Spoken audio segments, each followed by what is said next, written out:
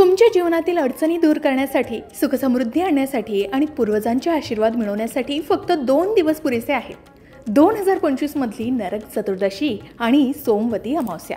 तुम्हाला हे दिवस कशी संधी देईल, चला जाणून घेऊया।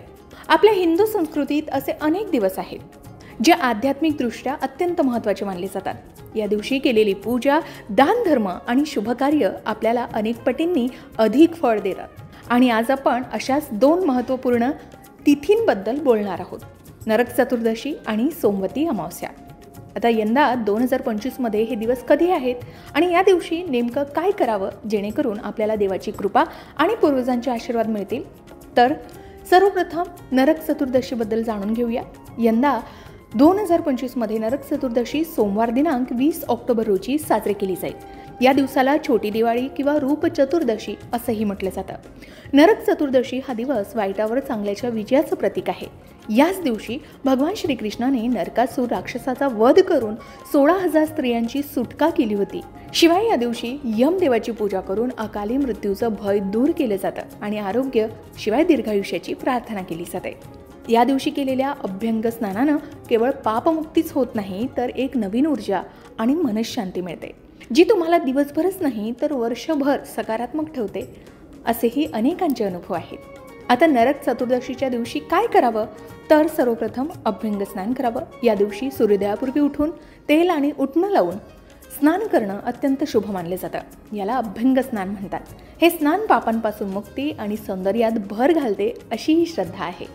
शिवाय या दिवशी संध्याकाळी यमदेवाला प्रसन्न करण्यासाठी घराबाहेर दिवे लावावे, ज्यामुळे नरक यातनेतून मुक्ती मिळते असं मानलं जातं। अनेक ठिकाणी भगवान कृष्ण आणि देवी कालीची पूजा केली जाते, ज्यामुळे नकारात्मक शक्तींचा नाश होतो आणि घरात सुखशांती येते असंही सांगितलं जातं। नरक चतुर्दशी सोमवार दिनांक 20 ऑक्टोबर रोजी साजरी केली जाणार आहे, परंतु काही पंचांगानुसार चतुर्दशी तिथी 19 ऑक्टोबर रोजी दुपारी 1:51 सुरू होऊन 20 ऑक्टोबर रोजी दुपारी 3:44 संपेल। त्यामुळे अभ्यंग स्नान आणि नरक चतुर्दशी 20 ऑक्टोबरला साजरी केली जाणार आहे। आता वळूया सोमवती अमावस्येकडे। आता याच दिवशी सोमवती अमावस्या ही आहे। ही सोमवती अमावस्या 20 ऑक्टोबर रोजी दुपारी 3:44 सुरू होईल आणि ही अमावस्या तिथी दुसऱ्या दिवशी 21 तारखेला सायंकाळी 5:54 समाप्त होईल।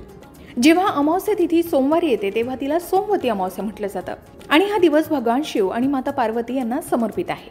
शिवाय या दिवशी नरक चतुर्दशी सुद्धा आहे, तर असे 2 योग या दिवशी जुळून येत आहेत। पितरांना शांती देण्यासाठी आणि पितृदोष दूर करण्यासाठी हा दिवस अत्यंत फलदायी मानला गेला। आता सोमवती अमावस्येच्या दिवशी काय करावं, तर या दिवशी पवित्र नद्यांमध्ये स्नान करण्याचं विशेष महत्त्व आहे। जसे या दिवशी नरक चतुर्दशी असल्यानं अभ्यंग स्नानालाही महत्त्व आहे। शक्य असल्यास या दिवशी गंगेत स्नान करावं, शक्य नसेल तर घरातच पाण्यामध्ये थोडं गंगाजल मिसळून स्नान करावं। यामुळे सर्व पापांपासून मुक्ती मिळते आणि आरोग्यही लाभतं। शिवाय सोमवती अमावस्येला पिंपळाच्या झाडाची पूजा करून 108 प्रदक्षिणा करण्याची परंपरा आहे। पिंपळाच्या झाडात देवांचा वास असतो असं मानलं जातं। यामुळे सौभाग्य वाढतं आणि मनोकामना पूर्ण होतात असंही सांगितलं जातं।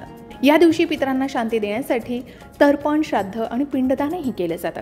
तसेच गरजूंना अन्न, वस्त्र किंवा पैसे दान करणं अत्यंत पुण्यकारक मानलं जातं। यामुळे पितृदोष दूर होण्यास मदत मिळते आणि पूर्वजांचे आशीर्वादही मिळतात असंही सांगितलं जातं। आता विवाहित स्त्रियांनी या दिवशी पतीच्या दीर्घायुष्यासाठी आणि सुखी वैवाहिक जीवनासाठी भगवान शिव आणि माता पार्वतीची पूजा करावी। शिवाय या दिवशी शक्य असल्यास व्रत करावं असंही सांगितलं जातं। थोडक्यात सांगायचं तर नरक चतुर्दशी आपल्याला वाईटाचा नाश करून नवीन सुरुवात करण्याची प्रेरणा देते, तर सोमवती अमावस्या आपल्याला पितरांशी जोडले जाण्याची आणि शिवशक्तीचा आशीर्वाद घेण्याची संधी देते। हे दोन्ही दिवस आपल्या जीवनात सुख, समृद्धी आणि शांती आणण्यासाठी अत्यंत महत्त्वाचे आहेत आणि यंदा हे दोन्ही दिवस एकत्र आलेत। श्रद्धेनं आणि भक्तिभावानं हे विधी तुम्ही करून त्याचे अनुभव घेऊ शकता, पुण्यप्राप्तीचे अनुभव घेऊ शकता। या दिवशी तुम्ही कोणत्या विशेष गोष्टी करता, कमेंट करून नक्की सांगा। अशाच प्रकारे सणावारा संबंधित व्रतवैकल्य असतील, उपासना असतील, पूजा विधी संबंधित आणखी काही माहिती तुम्हाला हवी असेल, त्याचबरोबर वास्तुशास्त्र, ज्योतिषशास्त्र, अंकशास्त्र यांसारख्या विषयावर तुमच्या मनात काही शंका असतील तर त्या कमेंट बॉक्समध्ये नक्की विचारा। शिवाय तुम्हाला आणखीन कोणत्या विषयावरचे व्हिडिओ ऐकायला आवडतील ते सुद्धा कमेंट करून सांगा। या संबंधित संपूर्ण मार्गदर्शन तुमच्यापर्यंत पोहोचवण्याचा आमचा हा प्रयत्न आहे। तेव्हा कमेंट नक्की करा. अशाच प्रकारच्या माहितीपूर्ण व्हिडिओसाठी लोकमत भक्ती चॅनलला नक्की सबस्क्राईब करा आणि बेल आयकॉनला क्लिक करा, म्हणजे आमच्या नवनवीन व्हिडिओचं नोटिफिकेशन तुम्हाला मिळत राहील. तसेच योग्य आध्यात्मिक मार्गदर्शनासाठी लोकमत भक्तीच्या फेसबुक पेज आणि इन्स्टा पेजला लाईक आणि फॉलो करायला विसरू नका.